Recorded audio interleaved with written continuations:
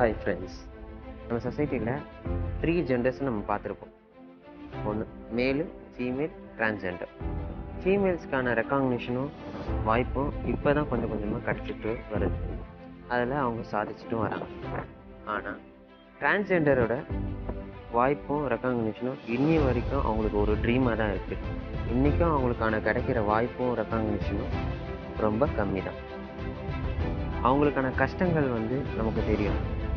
ஒரு கல்வி நிறுவனத்தில் அட்மிஷன் கிடைக்காது, வேலை வாய்ப்புகள் கிடையாது, வேலைக்குன்னு யாரும் அவங்கள சேர்த்துக்கவும் மாட்டாங்க.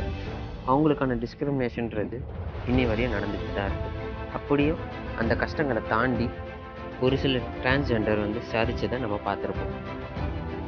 அவங்கள மாதிரி சாதித்த ஒரு டிரான்ஸ்ஜெண்டரோட இன்ஸ்பைரிங் ஜேர்னியை பற்றி தான் பார்க்க போகிறோம். அது வேறு யாரும் இல்லை, ஜோயோ தாமஸ் லோபோ. இவங்க India's first transgender photo journalist. Zoya Lobo சின்ன வயசுலேருந்தே நிறையா கஷ்டங்கள் பட்டிருக்காங்க. இந்த கஷ்டங்களெல்லாம் தாண்டி எப்படி இந்தியாவோட ஃபர்ஸ்ட் டிரான்ஸ்ஜெண்டர் ஃபோட்டோ ஜேர்னலிஸ்டாக ஆனாங்கன்ற ஜேர்னியை இப்போ பார்க்கலாம். ஜோயோ லோபோ சின்ன வயசுலேயே மஹிமா பாட்டியா பிரதர்ஸ் கோஆப்ரேட்டிவ் ஹவுசிங் சொசைட்டியில் வளர்கிறாங்க. இவங்க ஃபேமிலி ஒரு 4 பேர் கொண்ட ஃபேமிலி. இவங்க ஃபேமிலியில் அப்பா, அம்மா மற்றும் ஒரு தங்கச்சியும் இருக்காங்க. இவங்க கிறிஸ்டியானிட்டியை ஃபாலோ பண்ணுறாங்க. இவங்க அப்பா அதே ஹவுசிங் சொசைட்டியில் வாட்ச்மேனாக ஒர்க் பண்ணுறாங்க. கொஞ்ச நாள்லேயே அவங்க அப்பாவுக்கு ஹெல்த் இஷ்யூனால் அவங்க அப்பா இறந்தும் போகிறாங்க. இறந்து போனதுக்கப்புறமா ஒரு சண்டையால் அவங்க இருந்த ரெண்டட் ஃப்ளாட்டில் இருந்து காலி பண்ணுற ஒரு நிலைமை ஏற்படுது. அதுக்கப்புறமா காலி பண்ணி அவங்க அம்மாவோட தங்கச்சி வீட்டில் தங்குறாங்க. இது ஒரு பக்கம் இருக்க, லோபோ ஒரு கான்வென்ட் ஸ்கூலில் அட்மிஷன் வாங்குகிறாங்க. அதுக்கப்புறம் தன்னோட ஃபினான்ஷியல் ப்ராப்ளமை சால்வ் பண்ணிக்கிறதுக்காக பேக்கரியில் ஒர்க் பண்ணுறாங்க பார்ட் டைமாக.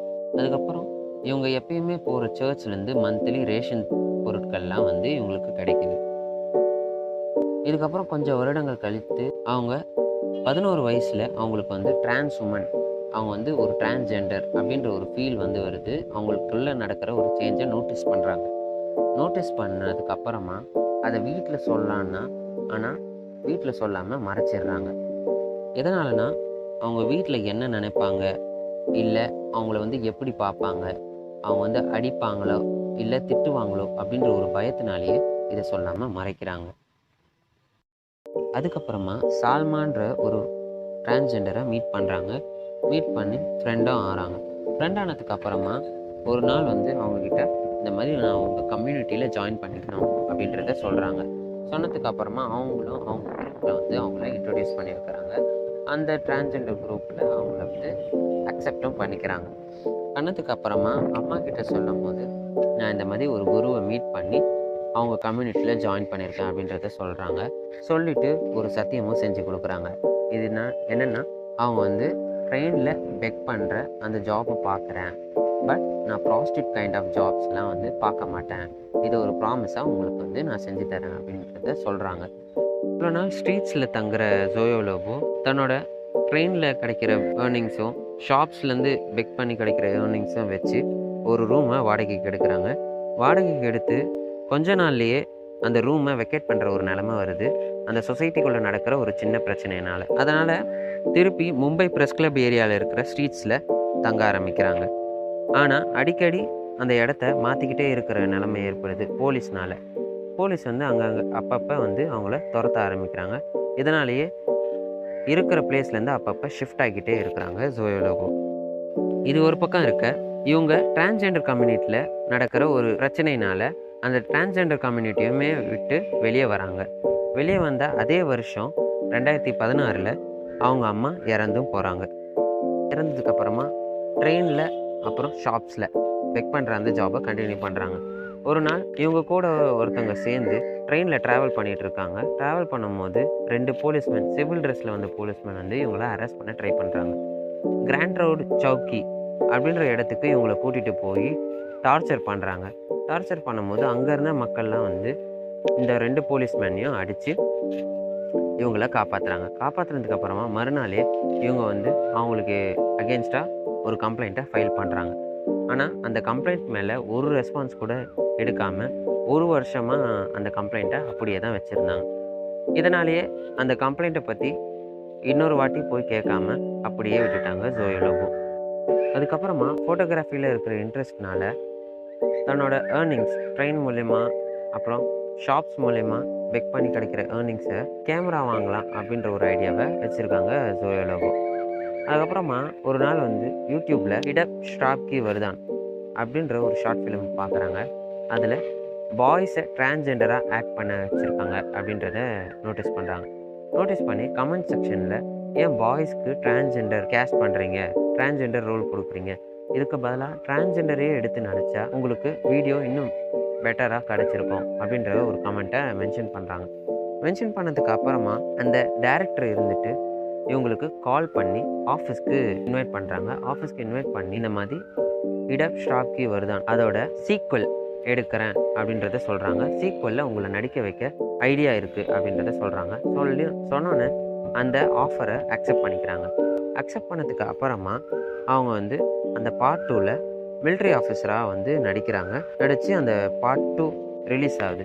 ரிலீஸ் ஆகி 2.6 மில்லியன் வியூஸை வந்து பெறுது. அதுக்கப்புறமா நடக்கிற ஒரு அவார்ட் ஃபங்க்ஷனில் இவங்களுக்கு பெஸ்ட் ஆக்டர் அவார்டும் கிடைக்கும் போது அந்த ஸ்டேஜில் இவங்க வந்து அவங்க கம்யூனிட்டியை பற்றி அவங்களுக்கு நடக்கிற அந்த சிச்சுவேஷன்ஸ் ப்ராப்ளம்ஸ் எல்லாம் பற்றி நல்லா பேசுகிறாங்க. பேசும்போது அங்கே இருந்த காலேஜ் டைம் எஜுகேஷன் மீடியா அதோட எடிட்டர் வந்து இவங்களுக்குள்ளே இருக்கிற ஒரு டேலண்ட்டை நோட்டீஸ் பண்ணுறாரு. இவங்களால மைக்குக்கு முன்னாடி ஒரு க்ரௌடு கிட்ட நல்லா பேச முடியுது, இவங்களுக்குள்ள ஜேர்னலிஸ்ட் ஆகிற திறமை இருக்குது அப்படின்றத நோட்டீஸ் பண்ணுறாங்க. நோட்டீஸ் பண்ணி இவங்களுக்கு ஜேர்னலிஸ்ட் ஜாபையும் ஆஃபர் பண்ணுறாங்க. ஆனால் ஜோயோ லோபோக்கு ஜேர்னலிசம்னா என்னன்னு தெரியாது. இருந்தாலும் அந்த ஆப்பர்ச்சுனிட்டியை விடக்கூடாதுன்னு இவங்க அந்த ஜாபை அக்செப்ட் பண்ணிக்கிறாங்க. அதுக்கப்புறமா ஒரு நாள் ரிப்பப்ளிக் டே ஃபங்க்ஷனை ஃபோட்டோஸ் எடுக்கிறதுக்காக தன்னோட ஃப்ரெண்ட் ஷாருக் கிட்ட கேமராவை பாரோ பண்ணி பிக்சர்ஸ் எடுக்கிறாங்க. பிக்சர்ஸ் எடுத்ததுக்கு அப்புறமா திருப்பி கேமராவை ரிட்டர்ன் பண்ணிடுறாங்க. அது வரைக்கும் அவங்களுக்கு கேமரா வாங்குகிற ஒரு ஐடியாவே இல்லை. இதுவரையும் அவங்க ஏர்னிங்ஸ் மூலயமா தன்னோட வாழ்வாதாரத்துக்கும் தன்னோட வீட்டோட ரெண்ட் பே பண்ணுறதுக்கும் மட்டும்தான் யூஸ் பண்ணியிருக்காங்க. அதுக்கப்புறமா கேமரா வாங்கலான்னு ஒரு ஐடியா இருந்ததுனால தன்னோட ஏர்னிங்ஸ்லாம் மொத்தமாக யூஸ் பண்ணி ஒரு செகண்ட் ஹேண்ட் கேமராவை வாங்குறாங்க. அதுக்கப்புறமா நடக்கிற ஒரு பிங்க் ரேலி, அது டிரான்ஸ்ஜெண்டர் கம்யூனிட்டி அவங்க ரைட்ஸ்க்காக நடத்துகிற ஒரு ரேலியை ஃபோட்டோஸ் மற்றும் வீடியோவும் எடுக்கிறாங்க. இன்டர்நேஷ்னல் ஃபோட்டோ ஜேர்னலிஸ்ட் ஏஜென்சி வந்து இவங்க கிட்டேருந்து பப்ளிஷ் பண்ணுறதுக்காக வாங்குறாங்க. இவங்க எடுத்த பிங்க் ரேலி ஃபோட்டோஸும் வீடியோஸும் வந்து இன்டர்நேஷ்னல் ஏஜென்சி மூலயமா பப்ளிஷ் ஆகுது.